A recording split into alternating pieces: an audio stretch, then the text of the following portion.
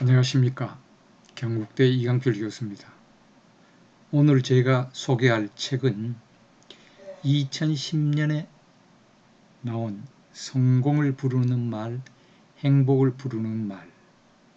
그래서 핸디북에서 2010년 11월 1일에 번역 출판한 내용이 되겠습니다. 제가 그때 책을 읽고 최근에 시간에 여유가 있어서 다시 한번 읽으면서 이 책은 숙지를 한다 그러면은 굉장히 도움이 될 것 같다 이런 생각이 들어서 제가 정리를 해봤습니다.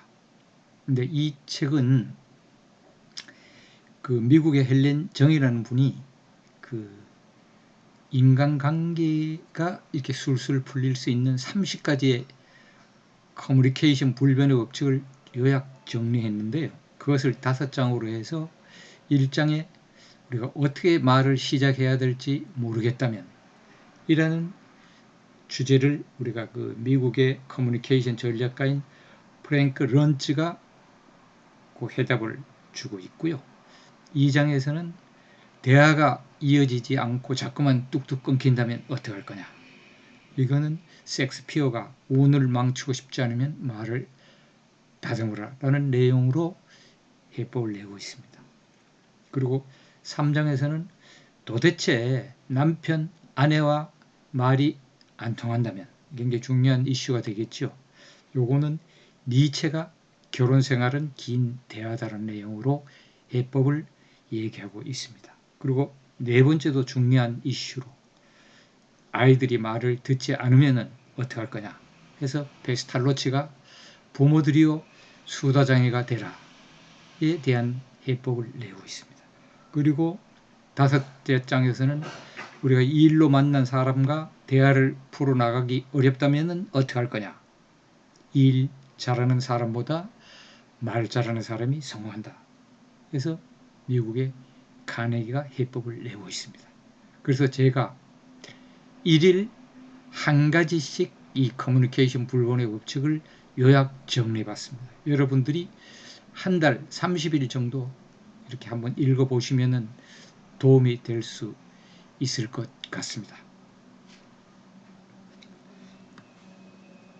그래서 그 첫째 게 이렇게 이제 그 프랑크 런츠가 당신의 말이 곧 당신이다. 이렇게 해서요. 우리가 처음 만난 사람하고 5분 만에 친해지는 한마디를 어떻게 할 거냐. 이거에 대해서 얘기하고 있어요.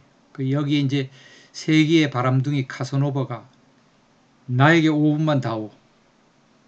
모든 여자들이 나를 사랑하도록 할 거다. 그래서 어떻게 하면 그렇게 가능할 건가? 그죠? 근데 그 카사노바가 말을 잘하는 것보다 대답을 잘하는 사람이었어요. 그래갖고 그 예로 보통 사람이 만약 대답할 때 그래요. 정말 그렇군요. 맞아요. 이렇게 하지만은 카사노바는 이런 면도 있군요. 그런 생각은 참 좋으네요. 그 다음 이야기가 궁금합니다. 이 앞에 이야기가 그렇게 이어지는 건가요? 같이 풍부한 대답을 함으로써 연속적으로 대화를 풀어나가는 내용이 되고요. 그 다음에 이제 대화를 시작할 때 떨림점을 우리가 극복해야 되는데 말을 잘하기 위해서 우리가 끊임없는 노력이 필요한데요. 사실 이거는 화술을 배우는 것이 아니라 사람에 대한 부담감으로부터 덜어내고 이 떨림증을 극복하는 거예요. 오른쪽에 보면 책이 굿바이 떨림증이라는 책도 있습니다. 그래서 우리가 시작이 반이라는 말처럼 처음 만난 사람하고 자연스럽게 우리가 대화를 이끌어 나갈 줄 알게 되면은 우리가 말 잘하는 법의 절반을 배운 셈이 되겠습니다. 그렇다면 처음 만난 사람에게 건네는 좋은 말에는 어떤 것이 있겠습니까?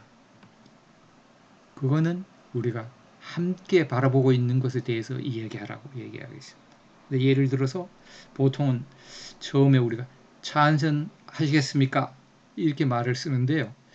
말할 때는 우리가 메시지하고 태도라는 두 가지 측면을 함께 생각하기 때문에 이거는 좋은 출발이 아니라고 합니다. 대화를 나누고 싶은 메시지는 있으나 나는 당신을 모르는 사이라는 뜻도 함유되어 있어서 적절치 못하는 말이 될 것 같아요. 그래서 마치 오래된 친구인 양 친근하게 다가가는 것이 좋은데요. 예를 들어서 장소가 마트라면요.